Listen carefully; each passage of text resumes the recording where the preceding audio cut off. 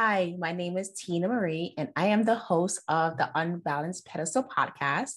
And I welcome you into joining me in today's discussion about generational curses. And this is the form of finances. Yes, finances. So when I think about generational curses, I just don't think about one aspect, but how it all ties in all areas of our lives, how it touches us and how it affects us as an adult, things that went on in our childhood that we took in, family norms, societal norms, and how we took that in and we carried that with us through adulthood. And we are now, at least most of us are now realizing that something has to change, something has to change within ourselves. And so I previously touched upon generational curses in the form of self care. I spoke about in communication. And so with this episode, I want to talk about finances. And finances, especially within the African American household in America, we have a good, strong tendency not to speak about finances. This is ranging from what your earnings are. This is ranging from how to get credit, maintain credit, at the value of credit. This is opening a bank account, saving, investing, buying property, maintaining the property, how to use that property to leverage it to build your wealth. And the only conversation I had with finances, this was actually a high school teacher. This was back in 98. And I remember two things that she taught us. It was how to write a check. And I know for many of you who's listening, uh, you don't know what that is. You're like, what is that? Yeah, so it's a little piece of paper that the bank gives you. You write down the amount and you sign your name and you give it to, someone to cash, instead of actually giving them cash. This is before uh, credit cards was like a huge thing, debit cards. So writing checks or just not having actual, if you want to give someone $1,000, you don't give them $1,000 in bills, you just write a check. So that's today's life lessons for you guys who don't know what a check is. And, of all jokes, I'm just joking about that because I know you guys know what checks are. But, it's how to write a check properly. And the second thing she said was that once you turn 18, you are responsible for whatever goes on in your life. Anything legally, anything can happen and you're responsible. So that was like an eye opener. Like my family didn't tell me those two things, but just going back, talking about just the simple fact that within our household, we do not talk about just the simple finances, what we should do, how much we should save, not to spend, how to budget. And this is, if you think about it, even with your own family dynamics, for some of you who didn't have these conversations with your parental figures, with the people, the adults that were in your life, that you, they were responsible for their own finances, but they never shared what their experiences were at that time when you're growing up. And so, like I said, for me, I had to learn the hard way, the hard truths about finances. I had to learn the hard way when someone turns 18 years old, not to actually apply for every store credit card known to man, which didn't happen. I believe I probably did two. I believe I had two credit cards. I know I had a Macy's and another card. And I remember that limit was like $300 and I was making, oh my gosh, I think I was making like $10 an hour back in 98. Minimum wage back then, I think it was probably $8. So I was like balling. I'm like, oh, $10, $10 an hour, 40-hour work week, um, plus overtime. But just $300 on a store credit card, I thought I was just like living la vida loca. And, Ricky Martin. And I just used the card like it was free money. That's what I thought credit cards were. And then when the bill came, it's like, oh, I got to pay again, mind you, I had expenses. I had to pay for the metro. I had to pay my rent because I did move out when I was 18. So I had to have those living expenses plus, again, food and eating and all those things that I did not know how to budget. I did not know how to budget, to save, was it two nickels together? I did not have that at all. So I was literally living paycheck to paycheck and then some. And I remember when the bills were, compared to now, but the bills were like $20 due. And it's like, I don't have $20 to pay for this. And again, this is where there's this assumption that when you get a credit card, it's free money. My parental figures have credit cards, right? They know what debt is. They know the responsibilities of having the debt and what happens when you don't have it. So there's these simple conversations that don't take place or that never takes place. It carries on again from generation to generation. When we think about life insurance, the same exact thing. Get life insurance, for those of you who believe in life insurance, get it while you're young, while the rates are low, not wait until you're, I don't know what the cap is where they start charging you more. But either way, the older you get, the more your premium goes up because you're not locked in. These little simple things, investing, what that looks like. And going back to just having credit, establishing your credit early at a very early and young age. And so, again, going back to my story with credit cards, I had to learn the hard way of going through those trials and tribulations of managing my credit where my credit score was low. And it took me many years on my own to just learn literally on my own. I didn't have anyone.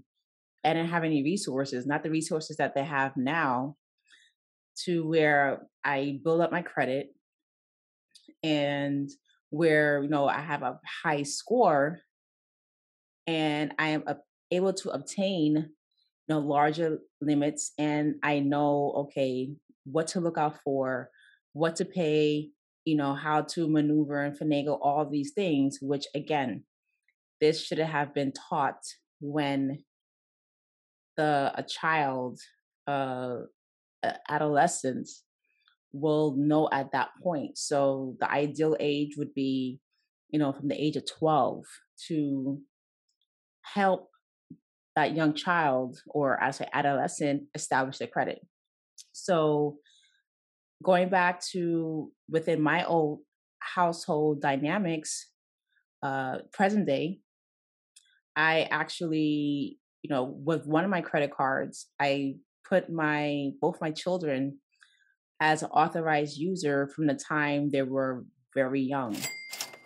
And so now they're getting offers. They're over 18 and they're getting offers for amazing, like, credit card deals. Like I never got that back in the day, but because they have at least 7 years of established credit history, very long credit history from one credit card of being an authorized user. And so this is what I am talking about. Generational curses that stop with me, it stops with you. So now when they graduate college, they have the option to invest and to real estate. They have options to invest in other things that requires credit. And also, it's not just also having uh, that credit profile squeaky clean, but at the same time, it's also teaching them how to use the credit. You know, yes, they are under my account and they will be moving to, open other unsecured lines under their name. But before that, they would know how to use a credit card, spend it. And the most important thing is you don't spend the money on that credit card if you don't have the funds in the bank. And so to train the mindset, because you don't want to just give someone, an authorized user card, and say, here, you build your credit, you use it, but there's no stipulations. Use it. You can use it wisely. Use the credit card wisely. Make sure that you have those funds in your bank account and you use those funds to pay off whatever expenditures you have on a credit before the interest is due, before that payment is due. So within, that 10-day period or less, depending, this is granted, I'll say 5-day period, right? Not 10 days, but 5-day period. Once that transaction posts, pay off that amount. If it's, $50 here, $100 here, just pay it off. And so this is what has to be taught to our youth, our adolescents, because yes, paying things with cash is great. You're not in debt, but unfortunately, we live in a society where credit is king. Cash is great. You're not in debt, but unfortunately, we live in a society where credit is king. And that's not my terminology. So it's not my, I'm not coining that terminology. It's not mine, but credit is king. It literally, it's another form of it is, attached to your social security card or a social security number, I should say.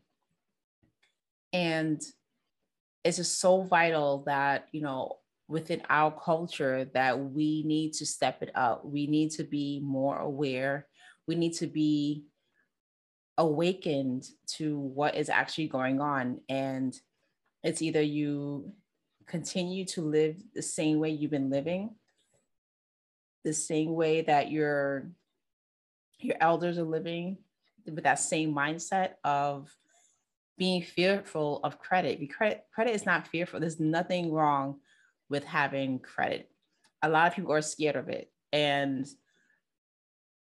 they are somehow comfortable of accepting the bad credit. And what I mean by that is where they, in certain neighborhoods, they go into, I'm not sure if they still have them, but when I was growing up, Rent-A-Center was a big thing. And there are companies that were like them, that you would be able to rent a TV, furniture, appliances on a weekly basis. And you would pay, I think it was very low, like $20, $30, $40 a week. But guess what? Because you can't afford a brand new, let's say, sofa, right? A whole living room set for, I don't know, let's say $2,000, right? So the living room sofa or living room set is $2,000 in Macy's, Jennifer convertibles. Again, I'm dating myself, but that's fine. We say Raymore and Flanagan. That's more up to date. So Raymore and Flanagan has a $2,000 sofa, but Rent-A-Center, and you know you can't afford it. So Rent-A-Center would have that same sofa or something similar, and it say, I'm not sure what my calculator is at, but let's say I have a calculator right here. Let's say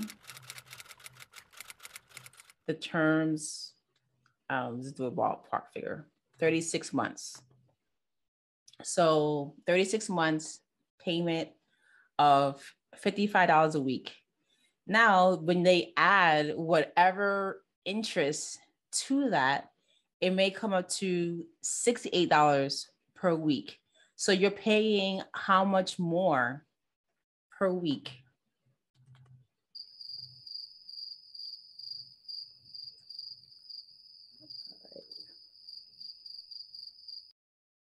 I do not like the calculator on my computer. This is just, I'm letting you guys know, this is not working for me. This is why I need like my actual calculator. So you pay that. All right, so you're paying an extra $468 additional. So you're paying $2,468 for this sofa. So you're paying $468 extra in interest. And who knows what other fees that are attached to that, right? So people are comfortable of paying that because they're too afraid of actually working on the credit. There's a stigma of I don't know what it is. I have not really got into the psychology of it, but there's this stigma of this money, this wealth. It's people are afraid of money. I wholeheartedly believe that people are afraid of money. And when I say that, it's that they think the money, they don't treat money well. You know, they don't respect money. They expect it to, they just treat it like a redheaded stepchild. And I'm sorry for those who listening, you guys are redheaded and you had a rough time growing up. I do not mean harm in that statement, but I know a lot of gingers. I love gingers. I love them. They're very sweet and kind-hearted people. I'm thinking about one right now, but yes, gingers are very kind and sweet-hearted people. But you know, just going back to money is believed to be the root of all evil, which it is not. Money can be used for wonderful things. Money is something that you shouldn't be afraid of. You can use money as a tool to accomplish. Money helps put food on the table. It puts clothing on your back, shoes on your feet, a roof over your head. Money can help you excel in your life. It can help you in your personal development. Money can take you around the world to travel. Money can even help others who are in need. You know, someone else who may need their bills to be paid, you know, just that one time, you know, in their lifetime, they just need a little handout. And when I say handout, this is, you know, doing good deeds for someone, you know, charity in a good way. So money should not be looked at as a root of all evil.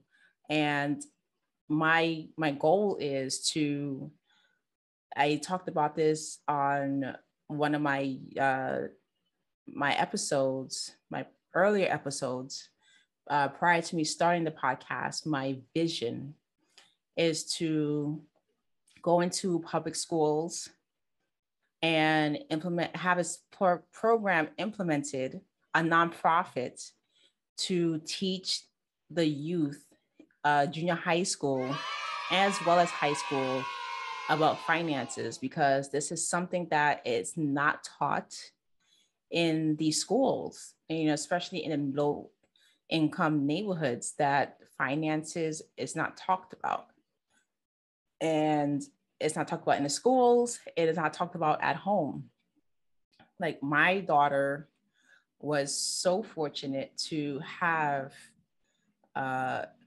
in one of her classes, before the teacher left, she moved on to another school, but she was fortunate to know how to file tax returns.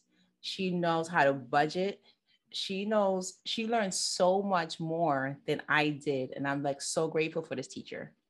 I am so grateful for this teacher. Maybe this teacher was like reincarnated into my teacher was reincarnated into my daughter's teacher, because just as me talking about this right now and sharing a story with you, this experience, that this is what we need more of. We need more people who care about the future generation and how they have this relationship with money, and what that money, if they use it wisely, what it means for them.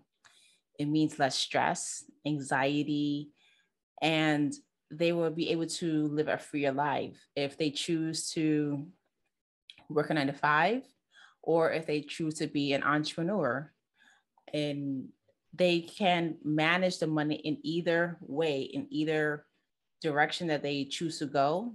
They can manage that money and leverage it in order to build a much better life for themselves.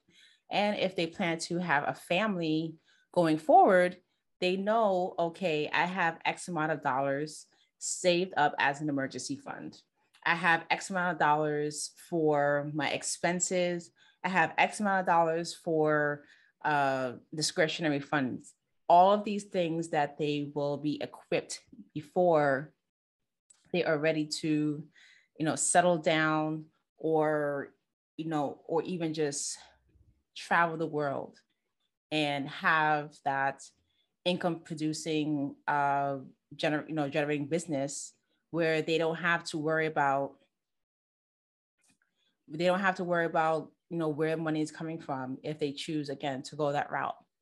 And so this is a generational curse that has to be broken, especially when it comes to finances within our own community. And I'm definitely going to bring on guests that specializes within these areas, within this industry, and how you can set yourself up if you need any guidance or help, or how to set up your own children, your nieces, your nephews, your younger cousins, that you feel they can benefit this from. And I also would love for you to go ahead and subscribe to this podcast, and to share this episode out with those who know that they don't have a good relationship with money, with finances, that they've been struggling for so long, and they're just so frustrated. And it's not their fault. It's something that was literally, it comes from the household. Because again, parental figures don't talk about money. You don't talk about how much money you bring home. You don't talk about how much money you have in the bank. You don't talk about how much debt is. You don't talk about how much the mortgage is, the light bill, nothing. Like, there is no inclination of what expenses are. There's no resources that are given within the household, or, how to budget properly and how to maintain that budget. Not overspending or overgiving, your money, your resources out to people who that's not going to may not pay you back. So that's a whole nother topic and a whole nother story. But again, share this out with someone that you feel that can benefit from this episode. as well as please, stay tuned by just keep an eye out on when I bring those special guests on to talk solely about finances. And again, my name is Tina Marie, and I am the host of the Unbalanced Pedestal podcast.